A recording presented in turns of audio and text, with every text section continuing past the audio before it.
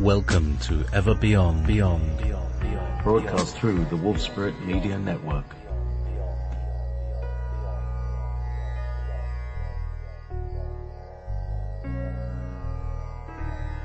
Be prepared to leave your belief systems behind as we go beyond teachers, beyond gurus, beyond duality, ever beyond.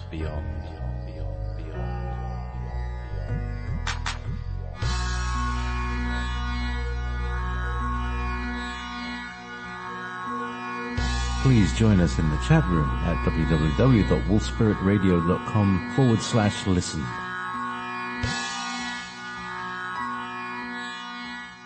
You're listening to Wolf Spirit Radio. You are listening to Wolf Spirit Radio indeed via Ever Beyond Radio, and this is part of the alternative Sunday service here on Wolf Spirit Radio. And today my guests are long-time guest and recurring guest and his friend. Yes, we're going to find out some stuff. We got some new stuff, some star ancestry stuff. We're going to be talking about Trump. We're going to be talking about all sorts of really interesting things. And without any further ado, I would like to reintroduce a dear old friend of Wolf Spirit, Tolec. Good afternoon, Tolec. How are you? Hello, JP. How are you? I'm very well. And so, would you like to introduce your friend? Oh, certainly. Thank you. I'll provide a bit of a teaser for everyone. This woman's name is Adona. We met first in 1995, I believe, in Tucson, when we were both living there. And I was during a transitional point in my career and happened to be doing some television work in a public access station across the street from an angel store. It was actually called Angels from Heaven. And so Adonna and I bumped into each other in this angel store one afternoon. And we started talking, and that turned into a friendship, and we've known each other ever since. I think the more interesting part of the story is, and we can get into some of the detail of this when she starts telling you about our star ancestry work, is that we've learned that we are actually brother and sister from the planet Dakota, back in the Pleiades in the Tegeta star system. She and I have the same parents, and in that essence, that lifetime, I'm the older brother, and she's the baby sister. Down here on planet, I'm younger. So, with that as a teaser, I will introduce Adonna of Star Ancestry, and she can tell you her story, how she first had contact, about her telepathy, whatever. Adonna, whatever you want to tell the people. This is your time to shine. Thank you, brother. It's an honor to be on the show, and I'm really excited about sharing my life story and the experiences that I've had over the years. In 1987, which was in June of 1987, I had a actual physical sighting that materialized in front of my house, in the country. There was only about 5 houses out on 75 acres of land, and we were right in the middle of a rice field, and the nearest town is like 5 miles away, and the South Texas Nuclear Project is like about 12 miles. We could see it across from where we were living in that area. And I just stood there in front of a rainy, stormy night, and the clouds were very, very low in the sky, and it was like about 11 p.m. at night. I stood there sitting at the window and was thinking about the Creator and the wonders of it all, and I finally asked the Creator to show me the wonders of the heavens, and boom, the scoutcraft materialized about, a few yards in front of the house. You could almost actually run up to it, touch it. It hovered like in a 2-story level on one side of the tree and disappeared, and went at ground level on the other side of the tree and disappeared. And the description of the craft was dark. I couldn't tell what color it was, but it had like 5 rectangular glowing yellow windows, no lights, no sound whatsoever coming from the craft. And it left an impression on me because I grew up on the airport. My parents had aviation business, was successful in the aviation business out in Hobby Airport, Houston, Texas. So I grew up around airplanes, and I know that for a shadow of a doubt, no doubt whatsoever, that this was definitely not a plane. It's definitely not a hot air balloon or any other kind of descriptive object that's out there. And it changed my whole life. It immediately overnight, I was completely changed. Not the same person as I was before then. This also triggered a flashback to when I was about the age of 7. I was picked up by a circular silver craft in my home in Houston, and taken aboard the craft. I do remember going through the control room. I do remember being like 1 foot off the floor. You know, at the age of 7, you know, we've all seen Peter Pan as children. So, you know, I thought I was flying like Peter Pan, and I asked these little people. They were the Greys, as they were called. But I called them little people because they were my age and my size, actually my size. And they just kept going. And I'm levitated onto the platform in the medical observatory room on a silver platform. There was nothing holding it up. It was just, it's suspended in midair. And I asked them what they're doing, and they said that they were healing my body. All I saw was color lights. There was no instruments of any kind whatsoever. It was just color lights hitting me in certain areas of my body. The next thing I know, I was being walked back through the ship. And my hand was being held by what appears to be a very tall gentleman, perhaps to be a commander of the craft. And he had long blonde hair and translucent type of blue eyes and fair skin. He was wearing a very tight type of clothing that's molded to his body. And I asked him, where are we going? And he said, we're taking you back. And I said, I didn't want to go back. It was so peaceful. I was crying. I didn't want to go back. And he kind of bent down and looked at my eye level, and he said, you have to go back. And you will not remember for a time. You will forget because we're protecting you. And so I said, okay. And as they were beaming me back down through the window back into my bed, I was beginning to forget. By the time I got back to my bed, I woke up. It was 6 o'clock in the morning. So I had 6 hours missing time between midnight when I saw this big white light coming into the room to 6 o'clock in the morning. And so, ever since then, I had sensed and felt the, how do you call it? It's like a hair rising in the back of your neck. You kind of know, you're being watched. And I have sensed this all of my life. But I also sensed about the know that I had peace in my heart, the fact that I was being protected. until it was time for me to wake up, which what happened in 1987. And so then my whole life changed at that point in time. And, I began to get telepathic messages back in. I began to get visions and dreams and all that stuff that goes along with it.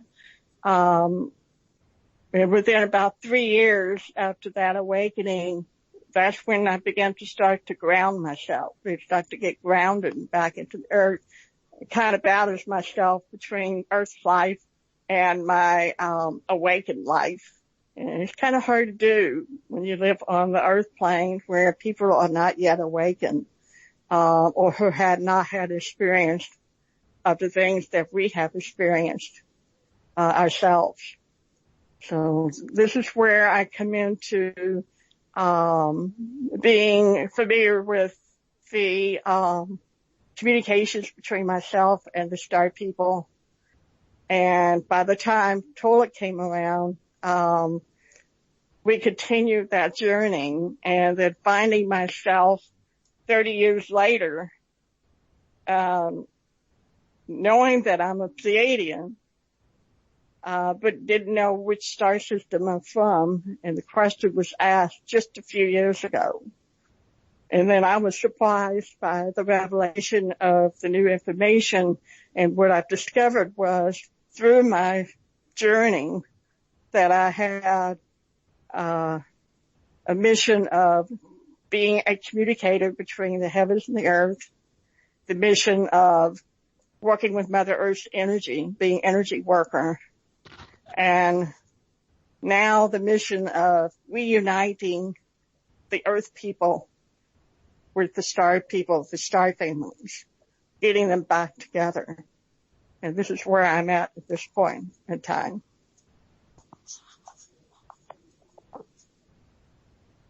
Okay, so the star beings of which you speak, of which you discover that you are, how did you first start? Well, I mean, all right, so let me just share a little bit. Let me just, if I turn on my camera, you can see your screen. And, you know, I have, and I often display it, but I have in my room a large, there's only one photograph really, only one picture in my room, and it's that one. Can you see that? Can you see that? Oh wait, no, it's, can you see? For me it's dark. I see there's an image there, but I can't see it. Alright, hang on, let me just turn on the white light. There we go. Now do you see? Light. That looks like the Pleiades constellation. Correct, yes. I've had this picture.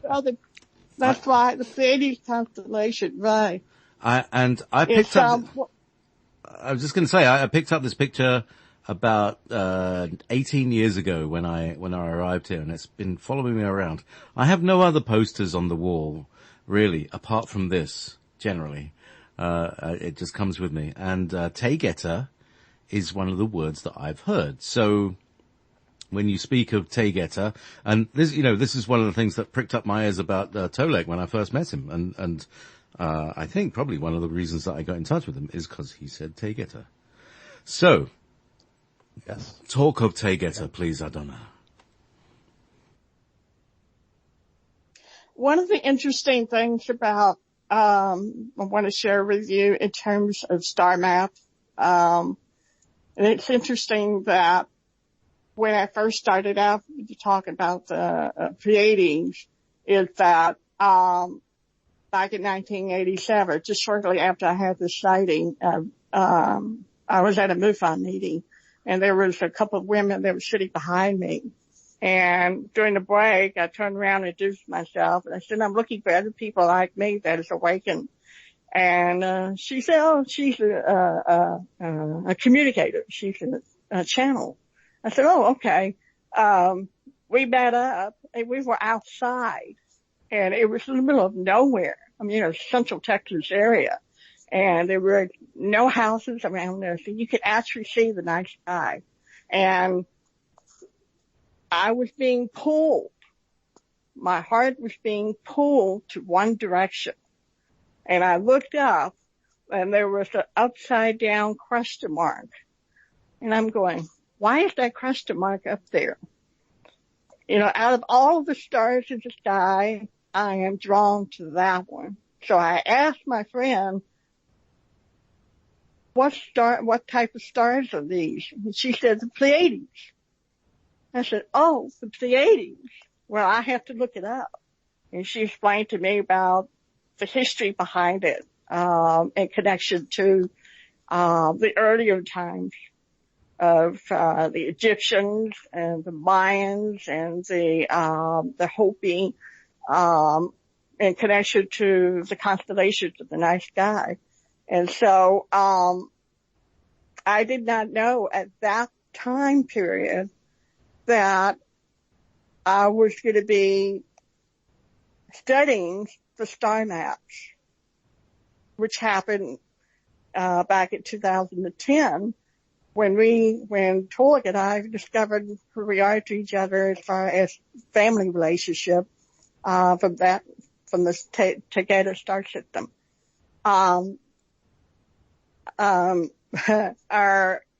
Our brother, who happens to be a star commander, said to me, "You got to go look it up with a star map." I said, "Why do I have to look it up with a star map?" He said, "You got to look it up yourself." Come to find out, the reason I have to look up in the star map is to re-familiarize myself with the star systems that's out there, and re-familiarize myself with the fact that, okay, in this instance, that we're going to be coming up with discussions about Aldebaran star system. We know that it's from the Taurus constellation, and the Taurus constellation is between Orion constellation and the Pleiades. Right. And so I know exactly where to look for and what type of star is Aldebaran. And so I had to go back into the map and find it and study it to understand it. You know, this is a red giant star that you can actually see in the night sky. You can actually Absolutely. pick it out. It's the bright shining star. There's no doubt. Right. And that is so amazing to discover that this particular star, that is reddish in color, that I find out that our Earth Sun star, our sun is the size of Mercury compared to Aldebaran star. That star that we see in the night sky is giant. It's huge. And I find that fascinating to know that. There is so much more to this, but it's just basically helping us to understand, okay, just much like we learned about road maps of this planet. It's the same thing that we're learning about the road maps to the night sky and finding out where we're from. How do we get here? And what is our purpose here? And how do we get back? No, so I'm fascinated. I call it stellography, right? It's like geography, right, but it's like geography of the stars, so stellography. And I'm fascinated by the stellography of the Pleiades, and the relationship of Pleiades, Aldebaran, all the Taurus guys, they seem to be quite close to us, in proximity, Orion, and, that's right. We're, that's right. We're in an area of disputed zone between the Orion Empire and the Pleiadian Empire. Is that correct? What's the political, do you know the political situation of our planet? Repeat what you're asking me? With the different empires, we saw, Star Wars, and from what I can understand, the empire is essentially the empire of the Orion Empire.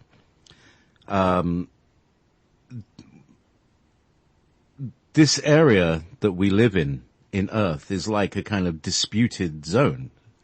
People are fighting over our, who's got Earth? Where is Earth? Is it ours or is it theirs? Do you know much about who the different players are? Or maybe we should move subject. Is Tolec, are you I'm there? Yeah. Okay. Is that a question more suited for Tolec? I can tell you, and certainly I want to hear Adonna's thoughts as well, but I can tell you that the the reptilian boys, from Draco, Orion, the Sirius B star system, they believe that this is their planet, that we are simply a natural resource to be used and consumed. They also believe that we are dumb like cows. We're not advanced. We're not evolved. That's their perception of us. So the reptilians think this is their planet. In terms of our own, now I'm shifting gears, in terms of our own status, what Adonna and I have learned is that sometime in what we would call the not too distant future, after the transformational, the higher dimensional shift of this solar system, and specifically this world, when we finally get into an area when, and I don't mean this by location, I'm talking about energy, when we finally achieve global peace and we are a peaceful planet and all people on this planet are at peace. We're no longer a bunch of 12-year-olds throwing rocks and sticks at each other, parenthetically.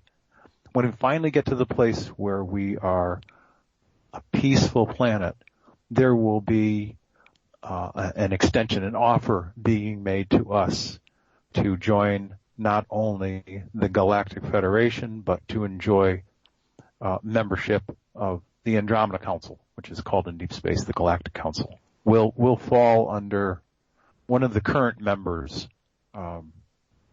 jurisdictions, but we're going to get an invitation to be part of the Galactic Federation. And that's when we as a planet will actually get political status. That's the best way I can say it.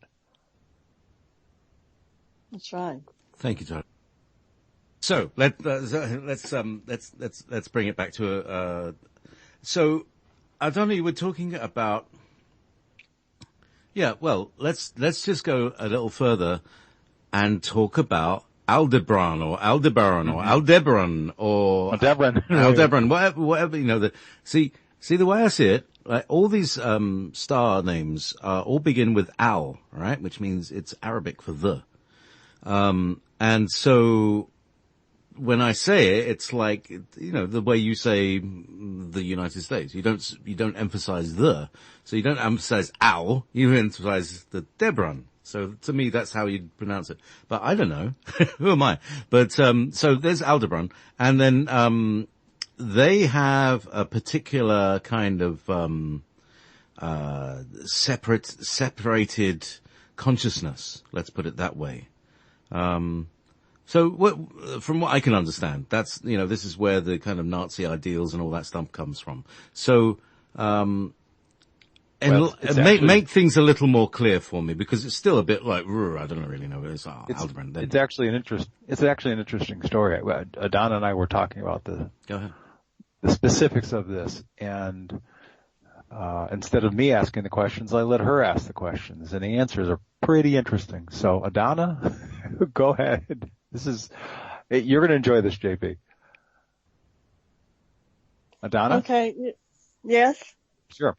Go ahead and tell JP about the topics that we talked about regarding Aldebaran and the planet Era and the Pleiades and the connection with Germany, the German people, and why all of that is relevant. Well, there's the history behind all of that. Let's start with the connection back in the early 1930s. And the connection back then, according to what I'm receiving from my star people, is that the early Germans here were curious. You know, they were curious about the future. They were curious about the future technology. And this was just the beginning of the elite, a group of people back then in the early 1930s when it started out with, the hidden elite group behind, the Nazi development that had been going on back then. And what they had discovered, was that they went out to the remote areas of the world and had gathered information in terms of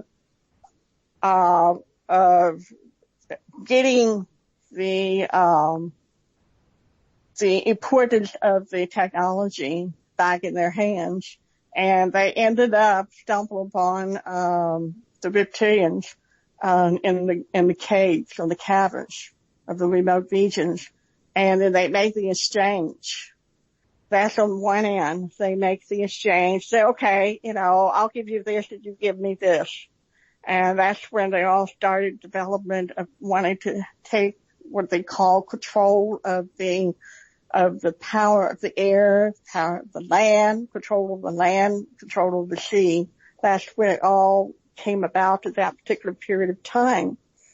And Adonna, how about the Germans and the Aldebarans or Aldebarans? Do you remember how the Germans found the Aldebarans or where they found them? The Germans, I have to go back and try to remember what was being said about the Germans found the Aldebaran. It's like they were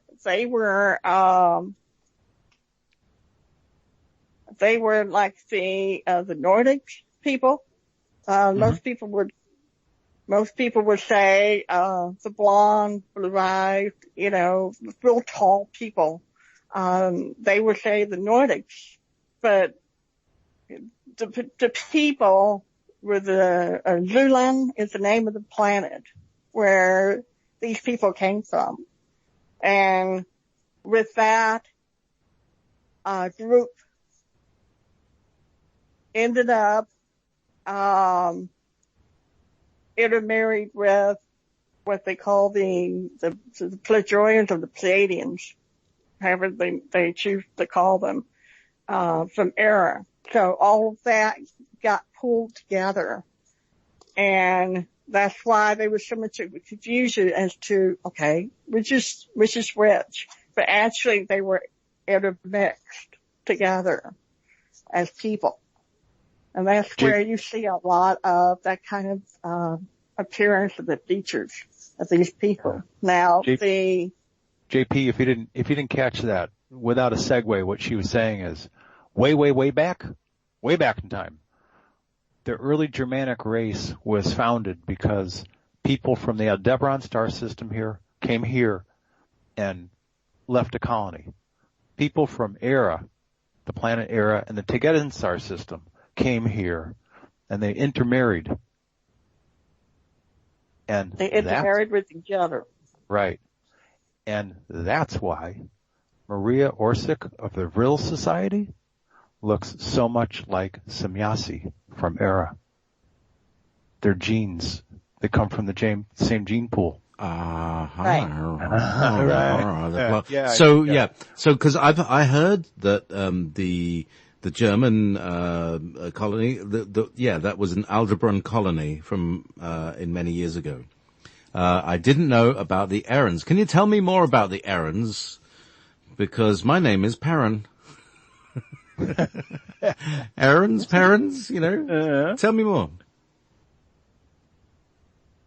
More about the people? Donna, people from planet Era.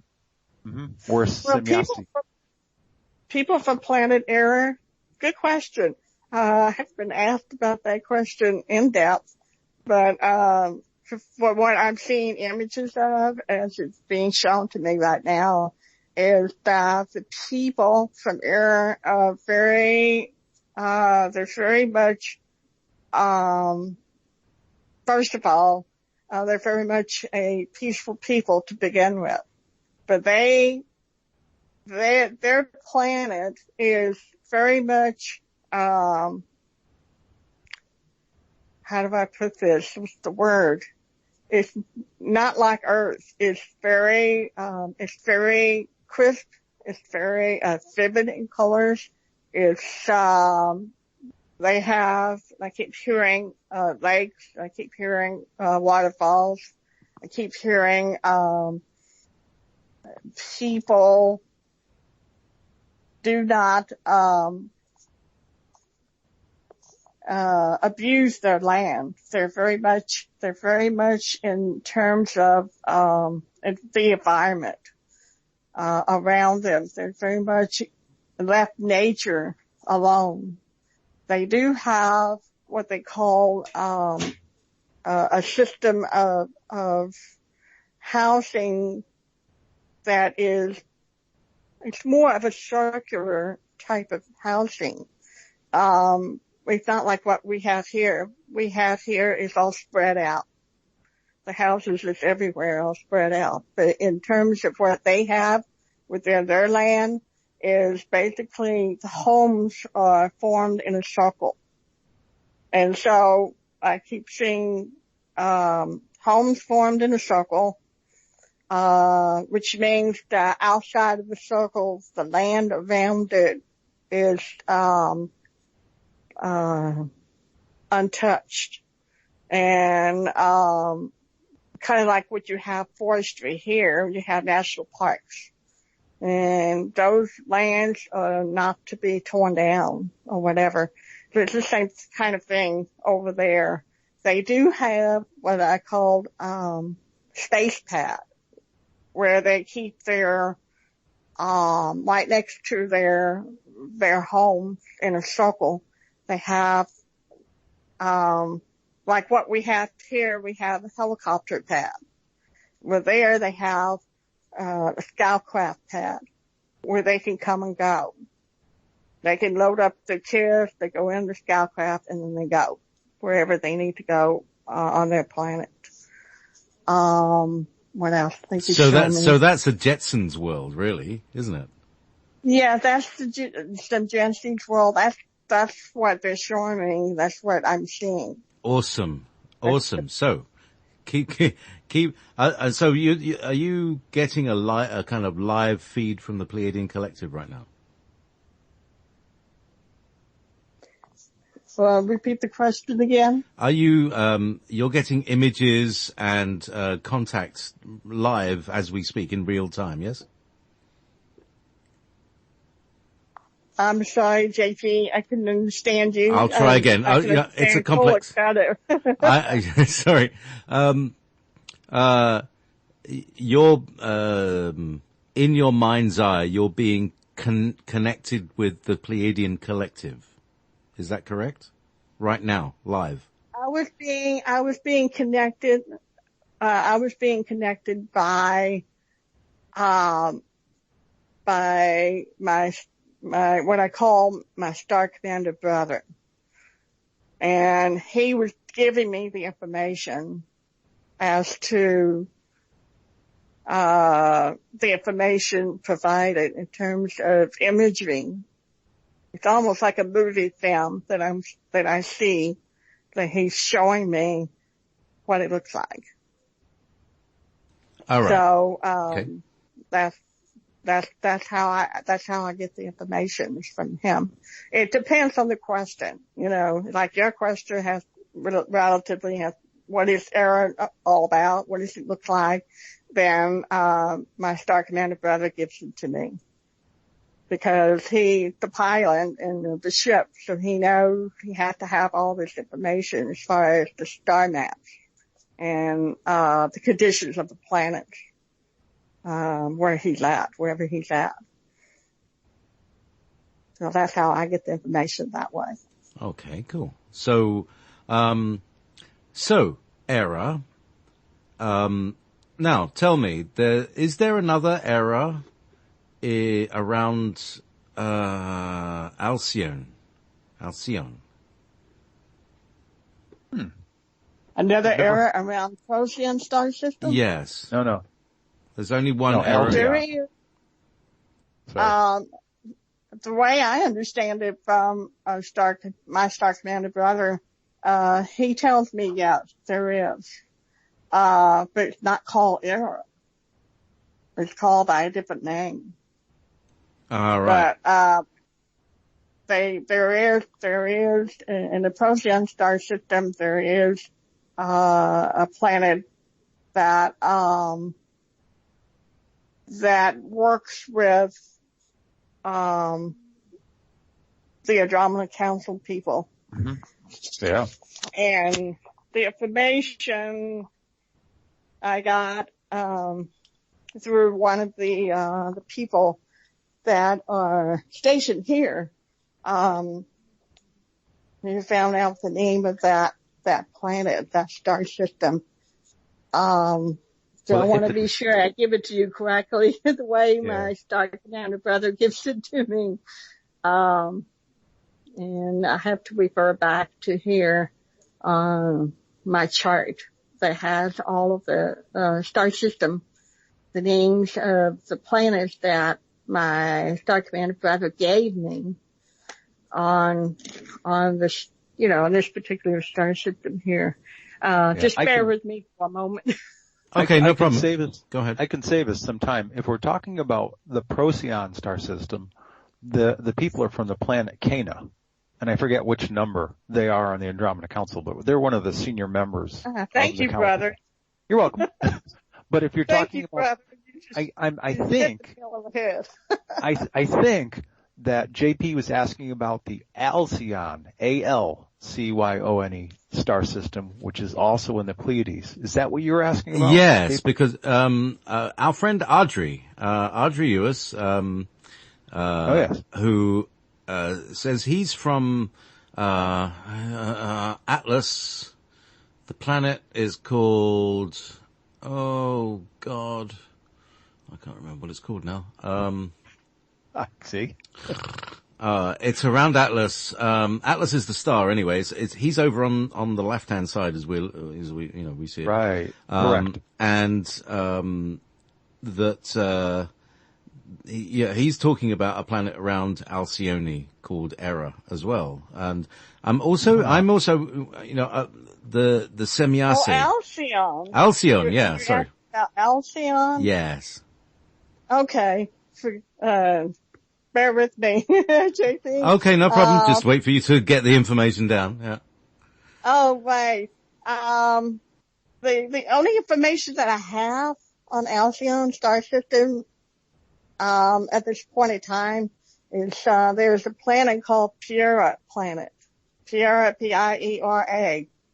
That's what was given to me. That's actually pretty close to Era. If you put a P in front of it, Pleiera. It's really close to Era. Yeah, which of course would be French Pierre, the stone. Oh, okay. That's right. That's correct. I didn't know that. Yeah. The rock. It's New Lyra, of course, is the name of the planet around Atlas that Audrey comes from. Ah. Right. Well, this particular planet is people, the race of people is called Tunko. It's actually T-O, T in the Tom, U, and then a space, K-O. That's the race of people, and they're in the 8th dimension. Whoa. And my understanding from this planet, they are a ball of energy. These solar essences are a ball of energy that turns into a 10-foot bright white translucent skin, curly white hair, baby blue eyes. That's what was given to me. Nice. From my understanding from Pleiera, it says that it's the bright blue water planet. It's the size of Jupiter. It has landmass throughout the planet. Most of the landmass is more of islands than large continents. I keep seeing cities in the water, dome cities. There are floating cities on top of water as well as below the surface of the waters. So, they are classified as water people because they like to, they're pretty much, there's more water than anything else. They said that there's no continents at all. It's just small islands dotted throughout, the planet. But they are very much at home in the water.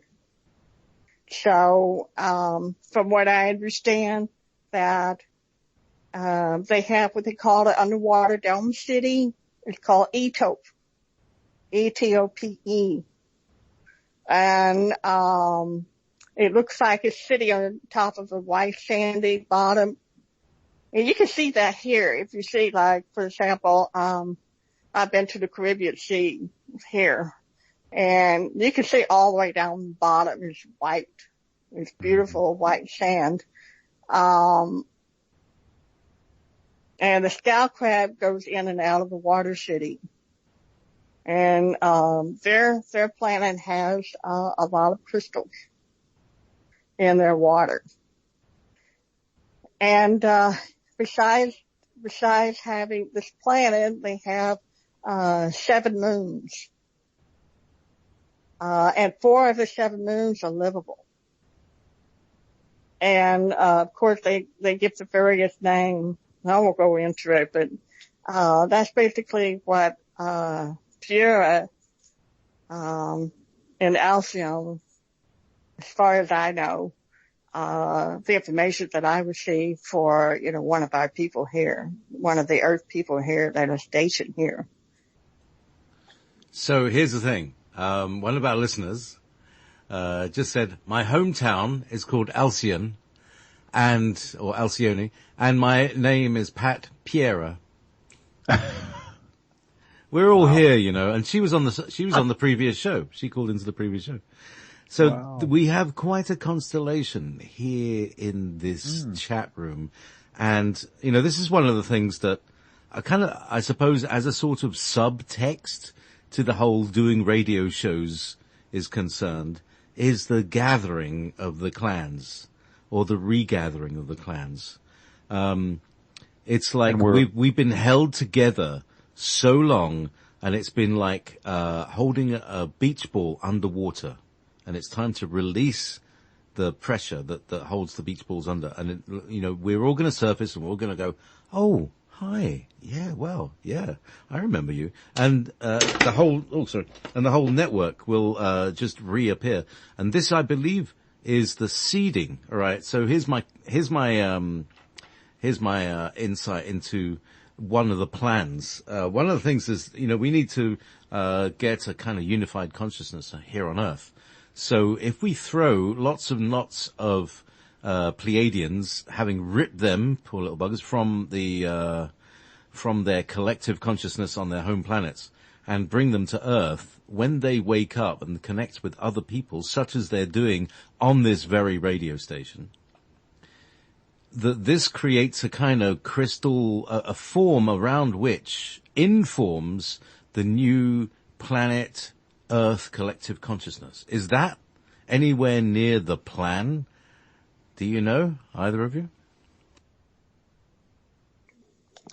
Okay, Tolec, you want to put your input in? Well, some observations. I think that we're finally getting some definitions around some of these topics. As an example, for years, people have been saying, I feel like I'm a Pleiadian. Well, one of the first things I would always ask is, really? Okay, well, if you feel like you're a Pleiadian, you may be, but where in the Pleiades do you come from? Oh, well, I'm a Pleiadian. Well, the Pleiades is a star cluster in the Taurus constellation. So, Alcyon, Atlas, Merope, Tegeta. Oh, I'm the Pleiadian. Well, we're now finally getting some definition around these terms. And as you had this, JP, you had this caller calling in a little while ago saying her hometown is Alcyon. First name, Piera. So, and Adonna and I, we are from the planet Dakota in the Tegeta star system. Era is in the Tegeta star system. And of course there are other stars in the Pleiades. And so I think it's good that we're at least starting to get some definitions around some of these topics. That's always a good thing. About a collective consciousness, I think one of the first things that those of us who know all this information, is that the best things that we can do is, one of the best things we can do is keep the topics at a level also for people who are just waking up, so that they can sort of go, oh, okay, this is where this is going. But for the people who are absolutely wide awake and who are at the level that we're talking at, collective consciousness. I think this is just based on everything that I've learned, based on all the things that Adonna and I and our various star family members have talked about. Collective consciousness and communication has to do with the higher dimensions of the fourth and the fifth, where people are clairaudient, clairsentient. It's part of their natural abilities. I think we'll get there once the higher dimensional shift of this planet happens. I think we're on the way there right now. We're in a transition period. All of the things that are coming, all the changes, all the additional changes that are coming. Well, it's just like, look at it this way. 30 years ago, we didn't have, how should I say, that many people awakened. Right. It was 30 years ago, 40 years ago, 50 years ago, only a handful of people are awakened, and it's not talked about. It's pretty much a hush-hush type of thing because it was not, readily, how should I say, acceptable in that period of time. Now, since 1987, as many of us who went through that period of the harmonic conversion that summer, it brings about that change of the consciousness at that period of time, and therefore the area of space that we have been slowly coming into, raising that higher vibratory rate for the planet, which also affects the consciousness of this planet and its people. And then it grew from there. You could see the changes that started to slowly come about in the mid-1990s, where a lot of the people are starting to wake up and starting to talk these topics that we're discussing now. Oh, yeah, absolutely. The level of questions that I was getting in Pagosa Springs, in Colorado, the level of questions that Adonna and I and others were fielding at the Transformational Shift Conference in Tucson were masters, certainly, and I'm speaking metaphorically, but these were upper college master and doctorate level questions from the audience members about who are we? What is this time of transition? What are we ultimately going to become in terms of people? And in all of the upsides and downsides and sideways expressions of life that we're going to experience on this whole ride as we have it. I feel blessed that we're reaching people, JP, at the level that you are directing these interview programs at, because they're out there. There are people who are highly awake and asking some really relevant questions about this transition process we're in. And to get back to center of the question, I think there will always be certain themes and certain topics that are in the energy and the airways, if you will, around the planet as we move, as Adona said, as we move through this higher energy area of space that each of us tap into. But I don't think that we'll get to collective consciousness until we actually make the switch, the transformation from 3D to higher dimensional. Adona, what do you think about that? Oh, I agree with you wholeheartedly that it's exactly what is happening right now. It's really a very exciting time for all of us. I'm looking forward to this. This upcoming changes that's coming about, because as we move into the change of the consciousness, the people, more and more people will be able to tap into what those of us have already tapped into in terms of communications, with the higher dimensions, in terms of receiving the collective information as well as the individual information, depending on where they're at in their personal lives.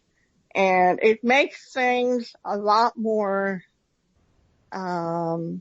easier to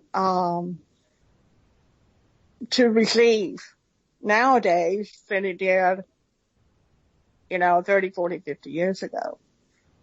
And I see more and more of people awaken to where, as Tolec was talking about, the type of questions that's being asked today is exactly right on college, PhD, master level questions, which tells me that the energy of the higher dimensions is bombarding this planet, and its people on a daily basis is changing their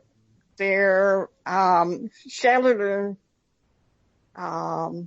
input within their form, within their human body, within their mind, within their essence of who they are, and it's bumping them up. Much more quickly. I want to make a point, if I may. I think that this is exactly the reason why the kind service that you are providing to people, right now I'm talking about you, Adona, of this star ancestry work that you are doing. It's sort of like ancestry.com. Well, Adona is starancestry.com, because the people that are coming to her are saying, who am I really? I have a sense. There are some clues that I have. There's some information I know deep inside of me, but I want to know, who am I? What star system do I come from? Who are my people? Which planet? The point that I'm trying to raise here is, I don't think that this service you're providing would have been relevant and valuable and so successful 7, 10, 12 years ago.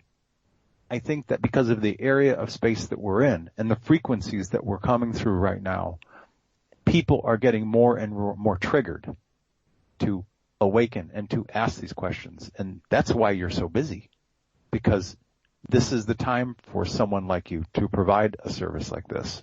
I know it's a blatant plug, but it's also an observation that it's timely that you are providing this service. Well, thank you, brother. I appreciate that. That's exactly a lot of the people's responses that have come back. They have an inkling, they know, they sense, they feel, but they want confirmation of it, and they want to know. They seriously want to know, to make that connection. And I was amazed at the accuracy of the information that has been provided to them. And they're just ready to roll, rock and roll. They're moving full speed ahead and moving into their own mission for this planet. And amazingly, a lot of the people that are here today are highly evolved souls. These people are, you're talking about chief engineering, you're talking about chief medical officer, you're talking about star commanders, you're talking about liaisons. There's a couple of ambassadors that are here. Hey, Adonna, how many, I'm sorry to Huh? interrupt you, how many different star systems do you think that you have asked about since you've been starting this work in, I guess, mid-November? So you ask all these questions and you come back with all these answers. How many star systems do you think that you've asked about? Oh In my terms of goodness. these people's homes, a rough number. I'll give you roughly an estimate. I want to say probably so far right now around 15, maybe 20. I don't quote me on that, but I think that's about 10 to 15 different, star systems out there so far that I have encountered off the top of my head. See, this is information that we really need to start charting, and but good to have a resource where people could go to see your gradually building jigsaw puzzle, and maybe even provide other pieces. Now listen, we're at the top of the hour, and I'd like to indulge myself by, these are two pieces of music and that I've written, and one is, I get poems. I think you guys probably do, because my belief is that we're all Lyran. We're all from Lyra. And the Lyran higher self is lyrical. Lyrical. And so when you get your higher self channelings and things like that, they often come out very poetically and very lyrical, for reasons that I stated earlier. So, having said that, there's two tunes. This is the first one is called, Pirates of Pyra, and this is one of these poems. It just kind of came down in a bloop, as they do. And, the second one's called Spies from Aldebaran, which I think is it's an instrumental, so I don't think there's any good lyrics to it. But anyway, here's some stuff for us to, enjoy over the break. This is the Pirates of Pyra. Welcome back. This is Wolf Spirit Radio, and broadcasting through Ever Beyond Radio. And, I keep forgetting to do this, so I'm going to do it now. We have a great need for production staff. Well, all sorts of staff, really, but really the radio station does not work without producers. Colleen and I have worked ourselves to a raveling. we're just like little threads of our former selves. So, and that's because, it's being able to cover an amount of time. Even one extra producer would take a load off us. So, if you've contacted us before, recontacted us, if I've spoken to you before, come along, see how you're getting on. I can help with equipment. That's not a problem. It's training and aptitude. I can help with training. It's aptitude. It's really an aptitude. So, have a word with Colleen, or have a word with Vanessa, or have a word with me. You can contact me, jp at wolfspiritradio.com. That's easy enough. Little J, little P. That's me. Anyway, my guest today is Tolec and Adona, and we are really quite far out there this evening. We're out in the local galactic space, discussing the Galactic Council. We're talking Aldebaran, we're talking Alcyone, we're talking Merope. We haven't spoken Merope, but we have been speaking Taygeta. So there was the song, right? Pirates of Pyra. Pyra is one of the Taygetan planets. There's Pyra, Era, Maya, and Dakota, right? And keep going. I know we've talked about this once or twice. And Adonna and I were having this conversation 4 months ago. The people of the planet Dakota are originally from the Lyra star system. Before they got to Taygeta and the Pleiades, they were absolutely from Lyra. Oh, yeah, I'm convinced that everybody, we're all Lyran. All of us are Lyran. Yeah, this human genome pool. Yeah. Absolutely. And I believe that here now is the gathering of the Lyrans. Really, it's not about Pleiadians.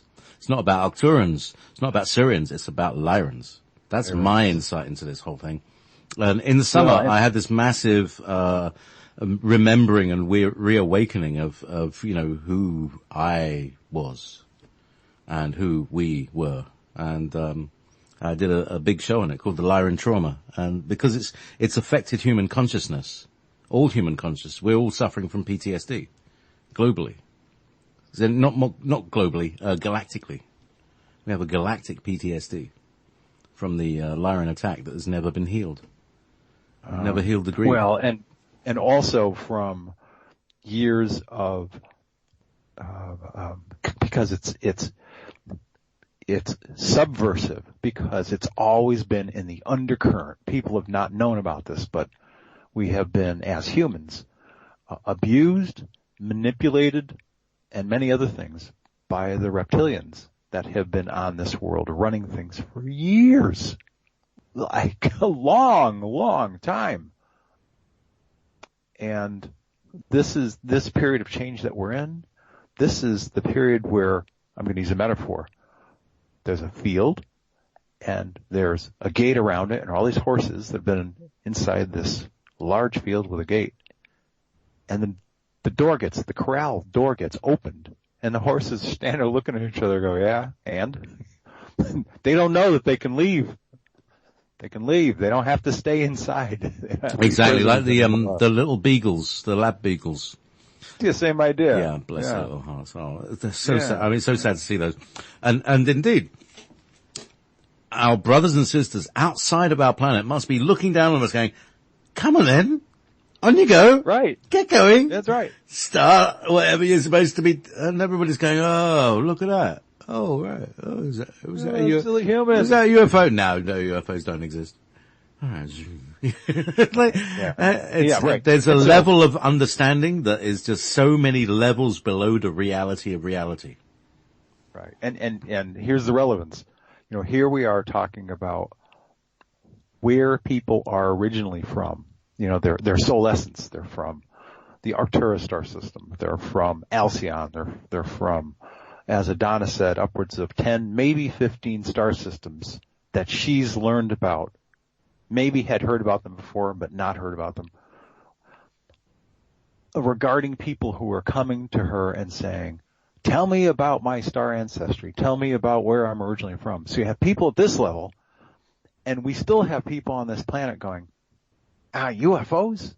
Nah, I can't. If you can't prove it, they're not real. And don't talk to me about UFOs because, the government's busted and healthcare costs too much money and so we have people in the trenches asking about relevant questions regarding the survival, their own survival on this planet. All the way up to people who are asking master's and doctorate level questions about their spirit essence and where they originally came from. And people like you and me and Adonna and Alexandra Metters and Jenny Marks and Grandmother Silverstar and a whole bunch of others are doing our best to try to answer these different questions about who are we, where have we come from, where are we going, the ubiquitous when will this all happen? And, of course, the word soon is now an official 4-letter word. We don't even talk about it anymore. My guides always used to say, soon enough in your terms, which because they started saying soon and soon became that's soon is 12 years? I don't call that soon, guys. Okay, you need to come up with a slightly different terminology. 12 years, that's not soon. Right. Well, like we talked about. Now I'm 56. Yes, it's soon, but then it wasn't. Well, yeah. Me coming down here, they said I've been coming to this planet. I know I've told the story, but here we go. I've come to this planet for 75,000 years. 75,000 years as we would calculate time. And I said, okay, I'm going to ask you guys this question from your perspective, not mine. I went, okay. That's our commander, brother. So I said, what does it feel like to you? How does it feel to you, using Earth terminology, how long I've been gone from you on the primary Galactic Andromeda Council ship, this big planetoid? Because I've been working with you for all these years and traveling back and forth between there and Earth. And they went, in your terms? I said, yeah. About like a year and a half business trip. I went, 75,000 years in Earth terms? And you're telling me, you're telling me that it feels like a year and a half to you guys? Well, yeah. We live thousands and thousands of years, and then we go from the fourth to the fifth, or we decide we're going to be six-dimensional beings. And when I heard that answer, like, my head wanted to explode. Yeah. And then, I'm not sure when I asked this question, but it was about something I was doing in deep space regarding a meeting, and he said, well, yeah, when you were this six-dimensional being, and I went, whoa, hang on a second. You just said when I was a six-dimensional being. He said, well, yeah, you've already been a six-dimensional and seven-dimensional, and right now you're on Earth working as a 3D. So I went, excuse me? And that's how I got the answer to, and other people have discussed this topic, we truly are multidimensional beings living simultaneous expressions in different dimensions. Part of me is in the fifth, part of me is in the sixth, part of me is in the seventh. Somewhere I'm a little teeny ball like the size of a dime floating around in deep space, and I'm just plain energy. So that's very fascinating, Tolec. And yeah. This means, well, that's why it hurts my head. I was just going to say this is brain busting kind of thinking, because you mustn't think about it. You can't think about it. You just have to accept it and then step back into because what it is, it's a second, I call it a Ray 2, concept, because you can't understand it unless you feel through the heart. It's the only way to understand it, is to feel it in the heart. Whatever understanding. Anyway, and really, and this is just my opinion, really the only thing that's relevant is, I believe, for people to ask the question, who am I really? What am I really good at doing? Am I spending enough time doing what I'm really good at?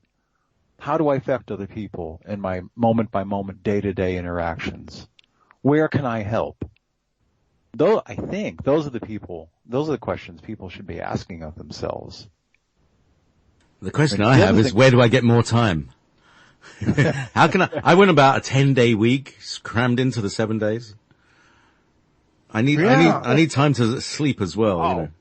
Well, you don't, but I'll tell you, as Adona will testify to, I've been busy, very busy in this early year, in the past couple of months, preparing for our Pacific Rim tour. We're going to, oh boy. But the short version of the story is, I need more of me. I need some help, because I can't do this all on my own. I'm preparing for a conference in Newcastle, Australia, the first weekend of May. A second conference in Brisbane, the second weekend of May. Then the week later, we fly to Shanghai for a one-day event, Singapore for a one-day event, then Portland, Oregon, then San Francisco. And then we go.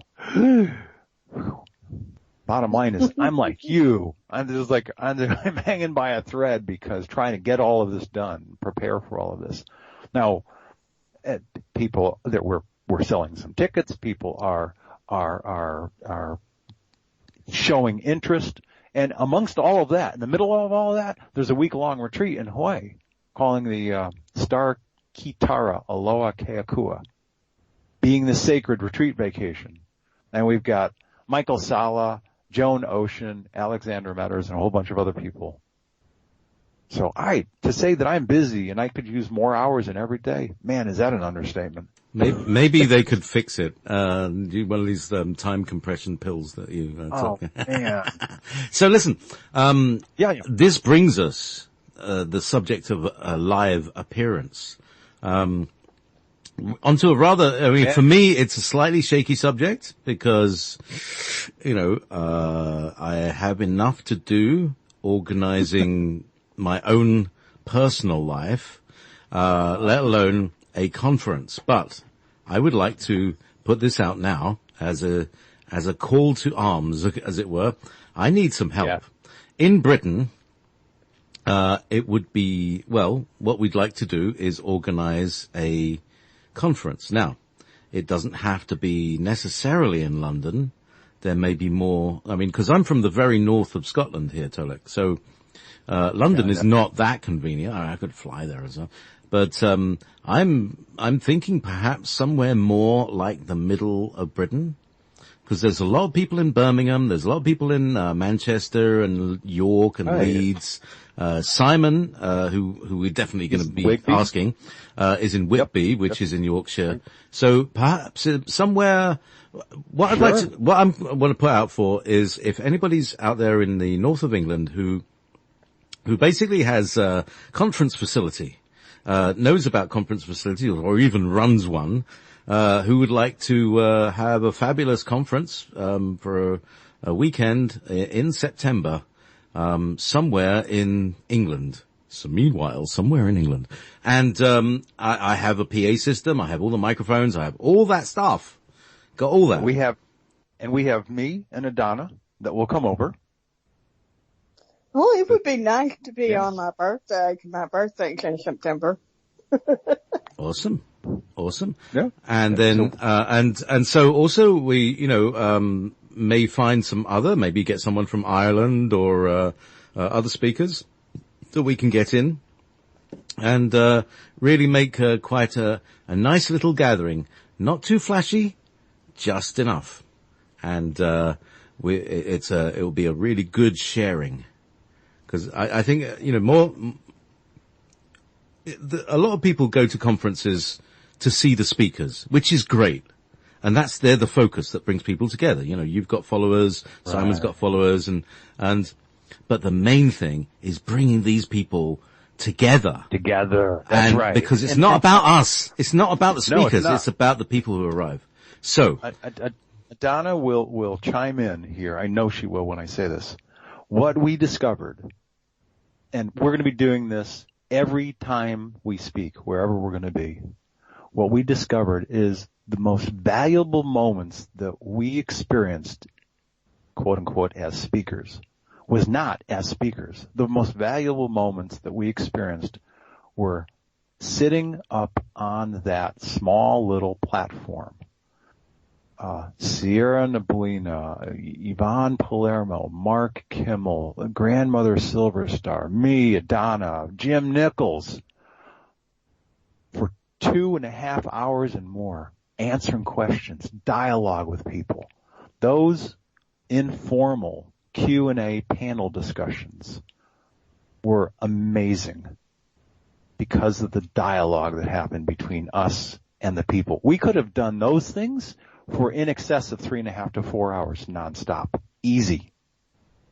It was really amazing. Totally gets right because, as I was observing the, experience during the, panel discussion was that the people were so in awe of the fact that they have a chance to really connect with the speakers, not as the speakers per se, but as one-on-one conversations between them and the people on the panel. Yes. And there's close relationship between everybody during that moment in time. I would really like to actually build that into the conference. How about that?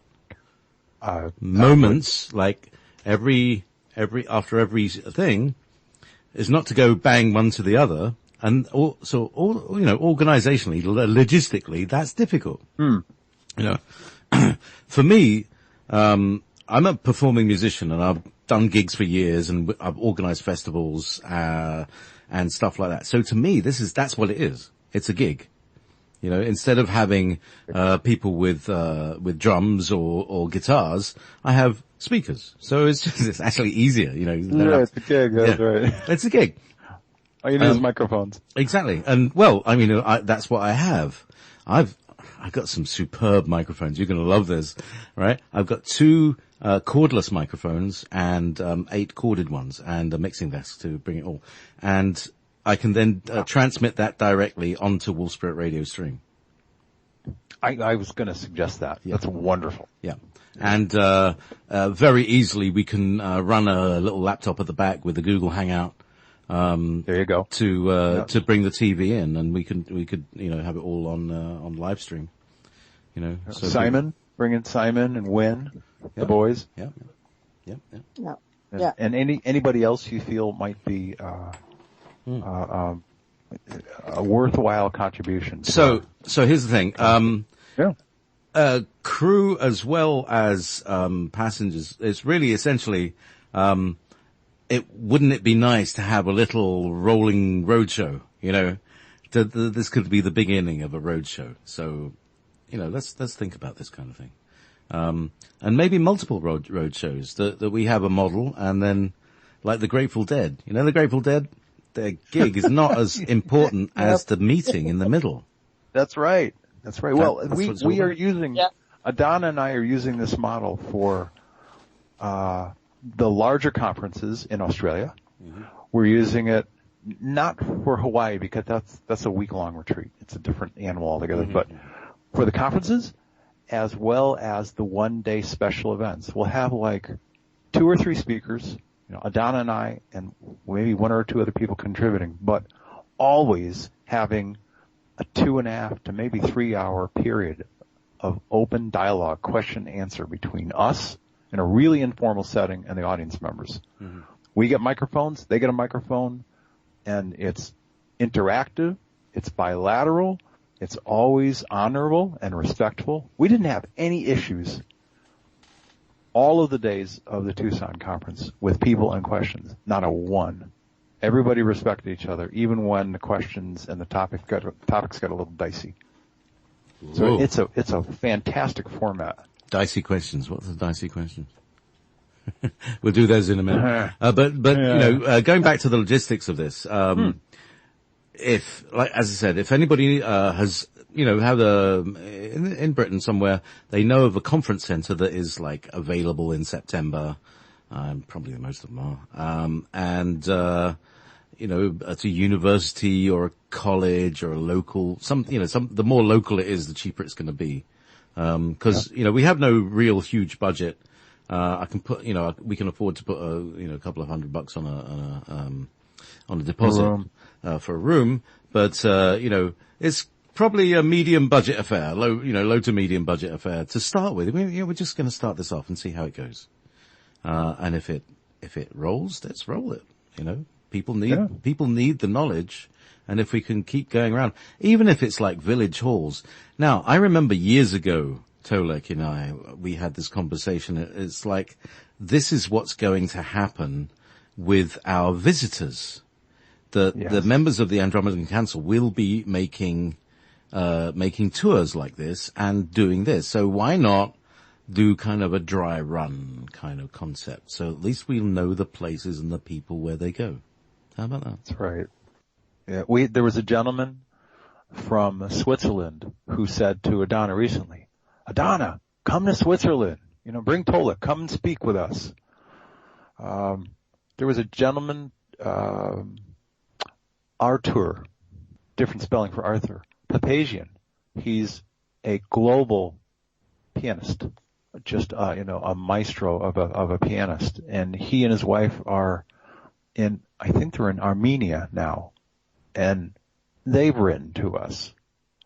We're getting letters and emails from around the globe. Adonna, tell JP where most of the people are from that are writing to you, that are looking for star ancestry reports.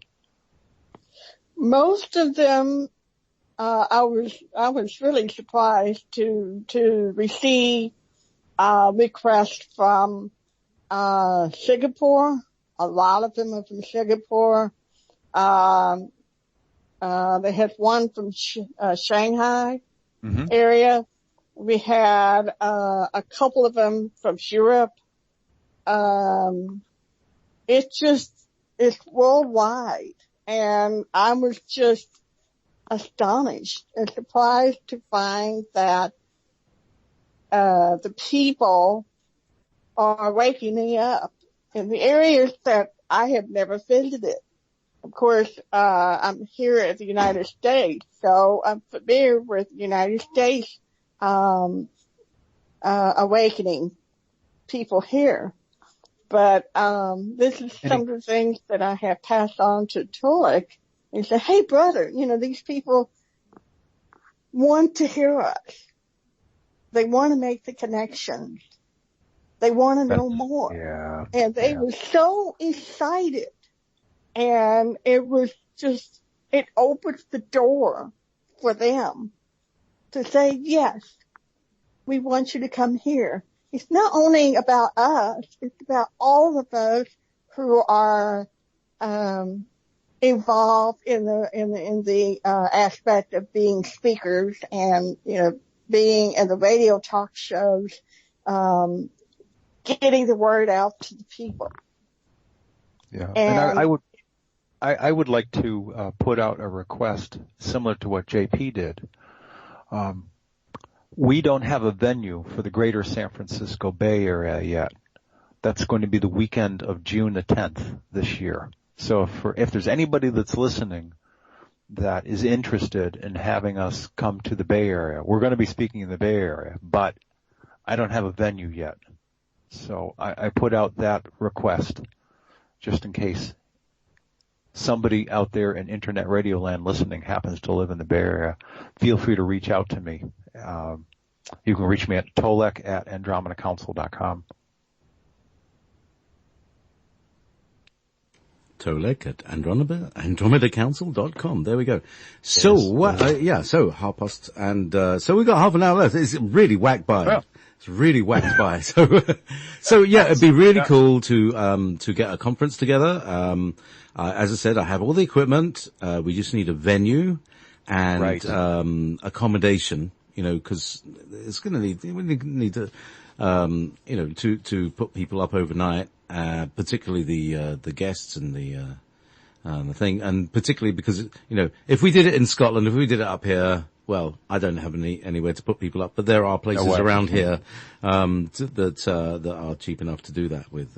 Findhorn itself runs conferences and can actually, handle that. So it would be a matter of hiring Findhorn really. But, it's, if we get enough numbers, we could do that. If we can guarantee some numbers, then we could book, the very large, pentagonal shaped formed, universal hall smack bang on a whole bunch of vortexes and, ley lines and all that stuff. That's Findhorn. Anyway, but let's focus on Britain and England, because England is where we do it, and I'm seeing sort of somewhere in the middle. So that's sort of so it's accessible for everyone. Yes. So I can come down from the north, and people can come up from Cornwall and Exeter and Brighton and all that sort of stuff. And it'll be a big enough town to make it easy. To make it easy for everyone. Well, we're excited.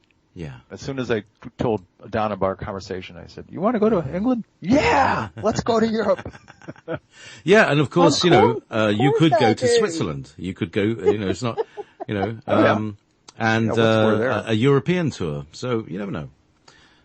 Sounds absolutely awesome, and but I do need help. It won't happen if I don't have any help. So please, ladies and gentlemen, brothers and sisters, whoever's interested, please get in touch. So I need people with organization skills, logistics for organizing conferences, and I'm sure there's many people here who have done that, either in the past with their business, with the business that they may have done, or for their own conferences.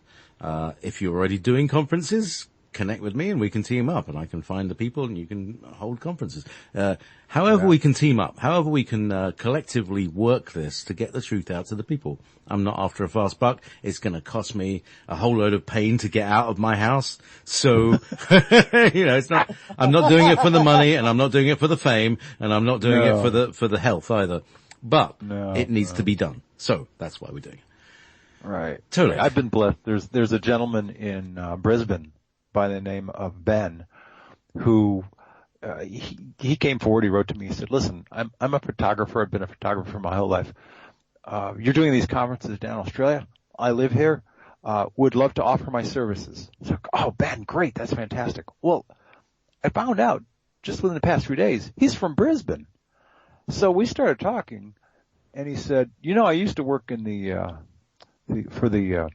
Brisbane Convention Bureau." I went, "Nah." He said, "Yeah, I did." So let me help. I went, "Great." So he's not only going to talk to the Convention Bureau, but he's going to approach those mid-level, cost-effective, reasonable hotels that act as convention hotels. So you get the hall, you get the room, you got the rooms for the people to stay. It's cost-effective. So I got what you just asked for in one place. He's going to help me with Brisbane, and he's also going to help me with Newcastle, because where there are facilities in Brisbane, there'll likely be similar sister facilities in Newcastle as well. So, there's networks of these places.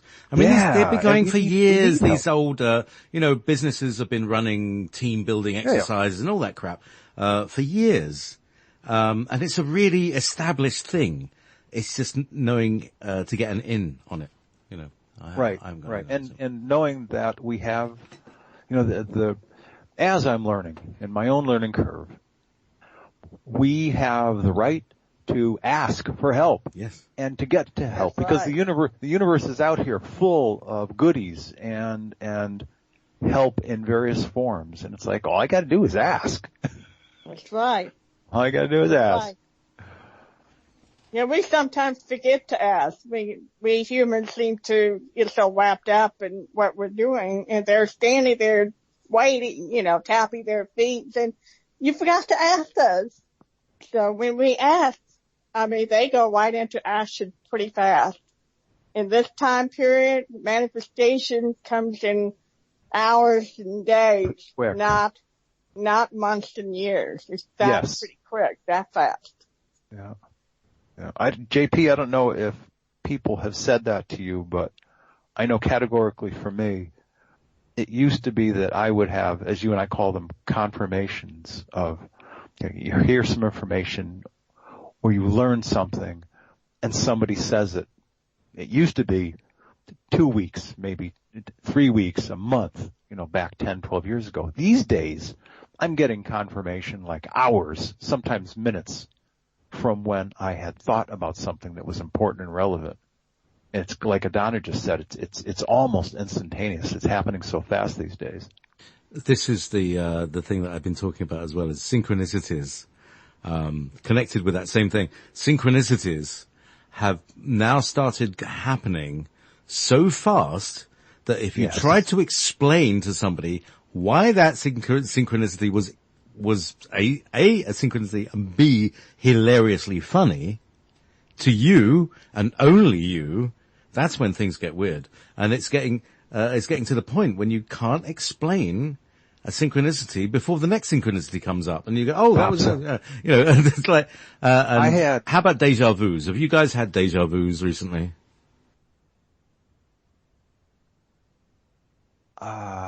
I've always had them. Adonna? Yeah. JP is asking about deja vus. Do you more intensely? Do you get them in your life?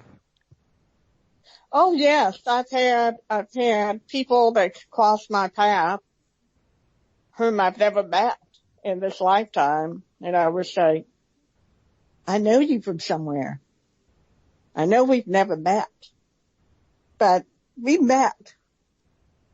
Spiritually speaking is what I was thinking of, that we had some connection, spiritually speaking, And, it manifested in my life. There had been, for example, like I was down in Belize. Belize is in, Central America area, in that South American region. I was able to join a group as a teenager, went into the middle of the jungle, and got to come out into the clearing where you could see the Mayan pyramids still standing, 4 Mayan pyramids. And I climbed on one of those Mayan pyramids in its flat top, where you could see over the jungle, and you could see the Caribbean Sea 30 miles away. And I get this deja vu of, I've been here before. Of course, as a 14-year-old teenager, how can you explain to a 14-year-old teenager that you've been here before? And so I've had lifetimes of flashback to, I've been here, in other lifetimes. And I've had, deja vus of, I've been on that ship at this location. So yes, I do have had several of deja vus throughout my lifetime. All right. 'Cause see, the thing is, for me, what's been going on is that I've been having you have a deja vu. And you used to say, oh yeah, I had a deja vu a couple of months ago. Yes, I had 6 months ago. And, it's now getting to the point again where you can't really talk about it because it's happening so often that it's not an unusual thing anymore. It's like, oh, there's another one. There's another one. There's another one. Oh yeah, I remember that one. Oh yeah. And it's like you're talking about this information coming into you. It feels like that. Go ahead, Adona. Right. JP, what I'm getting for you is what, is coming from, Asia, who has to hold soul essence records. What I'm getting is that you're getting more and more fine-tuned to your, soul essence, of all of the, how should I put it, lifetimes of experiences in the now moment. In other words, you have your past, your present, and your future. And all of these, soul essence of your multidimensional self is because of the higher energy that's coming into the earth right now, is bringing all of that together at one moment. Just a moment. I have to step out for a moment. My apologies. No problem. Tolec. Sure, yes. Well, I hear what she's saying. It's because you keep having experiences that keep bumping up your vibrational rate, if you will, your frequency. You're opening yourself up to more and more of these different lifetimes, these different experiences that you've had, these different multidimensional experiences that you are having. And so it's your vibratory rate, your frequency. The higher you and the faster you vibrate, the more this information is downloading to you. That's, I guess, about the best way that I can say it. Does that kind of feel right? Yeah, the clearer things get, the easier things are to organize. Yeah.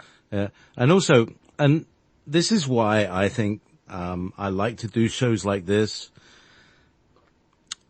We get a lot of information, and there's no context to a lot of it. And shows like this give context to the information that we're downloading. I would guarantee that everybody who's listening to this has clarified, has tidied up their organization system, has tidied up their Star Nation file system.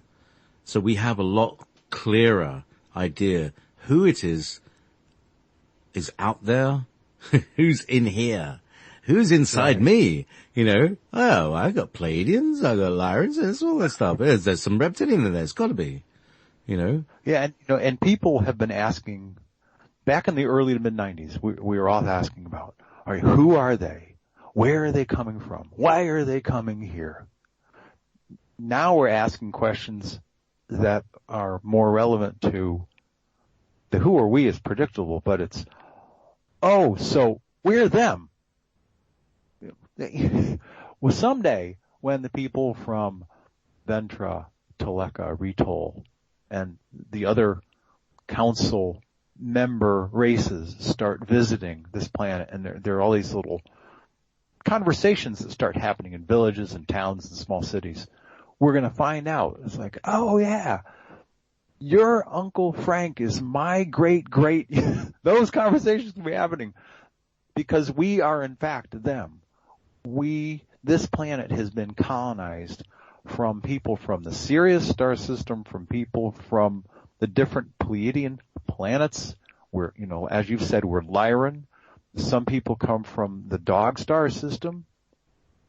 We're going to start learning about our true cosmic heritage in terms of who we all are on this planet. We may be on Earth, but we're not from here. We're from a lot of different star systems.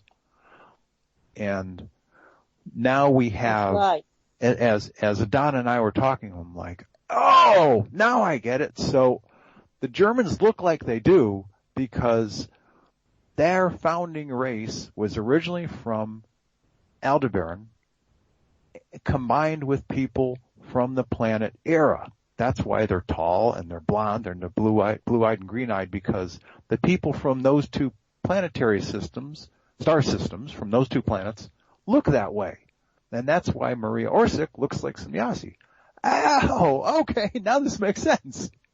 Because we've been asking that question for how long? Exactly. Who is this chick, Right. And apparently, and we didn't get into the details of this, but apparently the Germans went to the Aldebaran people. Adona told me about this. They have some bases, Antarctic, up in the Andes, and the Germans, in their curious engineering selves, went out and they were exploring, and they found these people. It's not like they were out in space and they discovered the Aldebarans, or it's like, oh, here Frankel met, Phil from Aldebaran. They were proactively out there looking for these people who they were hearing about with higher technology. So they found their bases. They introduced themselves. I'm like, oh yeah, we can do some business. And apparently, based on the way that Adona told me the story, they said, all right, we want this and this and this. And the Aldebarans went, we're not giving you that technology. Because if we do, you'll basically blow up the world. And the Germans went, exactly. Yeah, right. And the Germans went, fine, we'll go ask the reptilians. That's why you had reptilians and Aldebaran people helping the Germans as quiet powers in the background. Because the Aldebarans wouldn't give them the big killing machine, but the reptilians did. That's that whole convoluted mess that we've been asking about. That's how that happened. Right. Well, now, how about the drill drive? Who gave the Germans the drill drive? We call it Red Mercury, or the Aldebarans call it the Vril. It's the star drive, magnetic ferrofluid that is rotated at high speed in counterclockwise fashion that creates the gravity wave. Okay. Adona, since I asked you all these questions about Aldebaran, go ahead and give this a whirl. Did you hear his question? No, I'm sorry, I didn't get all of his question. Can you repeat his question? Yeah, okay. Well, she's tuned to your voice, so you ask it for me if you can. Okay, sure. The question that JP is asking is, the Germans acquired technology called Vril drive. It's a starship drive system. And I believe JP is asking, how did they acquire this mercury-based, basically anti-gravity drive system called the Vril drive system? And second question, did it come from the people from Aldebaran? I heard my Star Commander brother said yes and yes.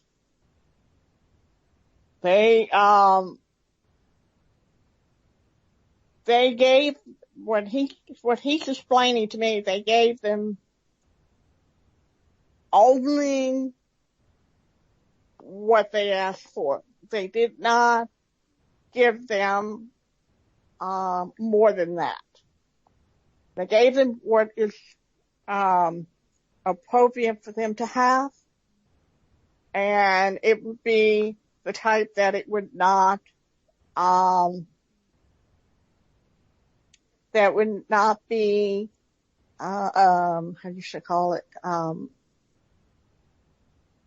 would be any detrimental to the earth itself. So it's more of a safety factor in terms of what my Star Commander brother is telling me, that they will let them have it and only use it for the purpose of improving this drive, improving this antimatter equipment. But there is what he calls a safety net. I guess it's the better word for it. It has a code that if any time anybody gets a hold of it that are not going to be utilized for the good of all, then they have a code system in it where it will stop working. And I don't understand all of how it does it, but that's what's given to me. Donna, I'll ask a follow-up question.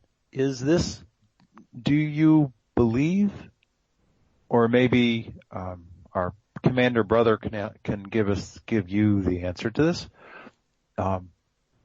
Is this possibly the reason why we did not see any star drive, if you will, UFO saucer-shaped ships with Aldebaran technology engaged in war during World War II? Correct. People heard about, JP, correct me if I'm wrong, was it these were called Foo Fighters, F-O-O? Yeah, but apparently they couldn't put weapons on them.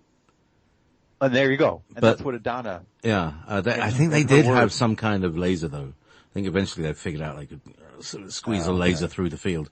But these things create a field. This is going to distort any electromagnetic beam like light or microwave or anything like that. So you never know what happens. But I'm sure, they probably figured out how to weaponize it by now. You know what they're like. Well, yeah. But what she was saying is the Aldebarans said, we'll give this technology, but if you try to weaponize it, it's going to have a fail-safe trigger and it's going to shut down. It was shut down. I'm using different words, but that's what she said. It was shut down because that's what he said the code was for. If they manipulate it in any way, or if they do something that is not right, it will shut it down. Yeah. It will automatically shut it down. Like JP said, maybe over the course of time, years, whatever, they've kind of back engineered technology and figured things out.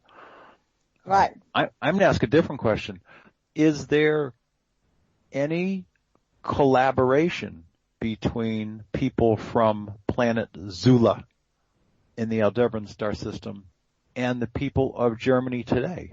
Is that happening? Whether they live in Germany or they live in Argentina or Buenos Aires, down in and where else? According to what my Star Commander brother was saying is that there's a small, group of people, that the people of Zula in connection with the people here that are of our group, our age group of people, our generation of people, are basically want to bring about a better change for the planet after what they have seen happen to the older generation of people that have,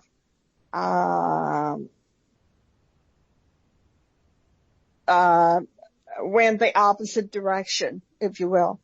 The people of today that they're connecting to are very much in harmony with the idea of bringing, peaceful, solutions to what's going on in the world today. So, it's a major change. It's not the same,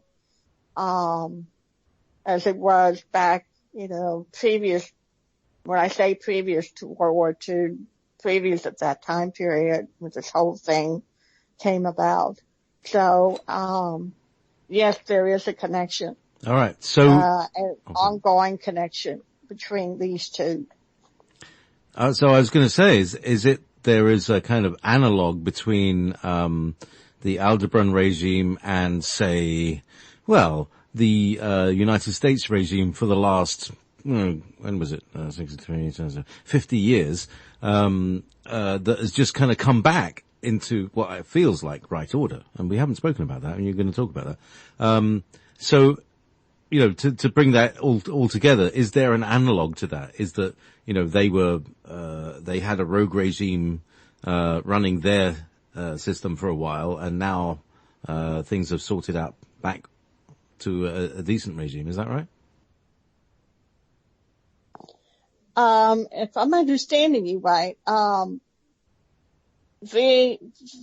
what they have today is, more of, I need to make this right. I need to make this better. I need to improve people's lives, and therefore the connection, is much more, flowing in terms of communications, in terms of, okay, we will go with this, and this is the way it's going to be, today. And, it seems that they are very highly sensitive to what has occurred in the past and what is happening today, that they want to reach out to the people of this planet, to make a difference, to make life better, for the people of Earth. So is there a sense that they want to make amends? Yeah. Yes, sir. They want to make amends. They want to bridge that healing. The healer, there's a lot of them in the groups that focusing on, healing, the planet, healing the people. And that's what I got from them. Good. Thank you. So, we're now completely out of time. I've just realized it's whack. I've got missing time. I'm sure we've all been abducted. Thank you so much, Donna, for appearing on Ever Beyond. And thank you so much for appearing once again, Tolec. So, we haven't got much time. You're very well. But quickly, what happens? We get rolling like at the hour 20-minute mark. Yeah. The thing takes life, and like, oh damn. Okay. In 20 seconds, website, please, Adona, if you can. She didn't hear you. Oh. ancestry.com. Fantastic. Maybe we come on and do some, do you do, readings? Do you do live readings? Donna? All I got is the readings. Question? JP, go ahead. Do you do live readings, Adona? Well, I do. Majority of my work right now is to do, as for the ancestry.com, is to help people reconnect with the star riches. So if you consider that a reading, yes, it's a reading. It's basically giving the people information, whether they want to go with the basic information just to find out where they're from, or whether they want it in-depth in details as far as the premium that goes to overall charge for them. That's basically what I do at this point in time. Awesome. Starancestry.com and Tolec AndromedaCouncil.com, correct? Right. And transformationalshiftevents.com for all of the places where we're going to be speaking this in 2017. The Andromeda Council Roadshow. Indeed. Yes, thank you, sir. Good night, everybody. Thank you very much. Thanks for having us. It's been brilliant. Excellent. Lovely show. Thank you, friends.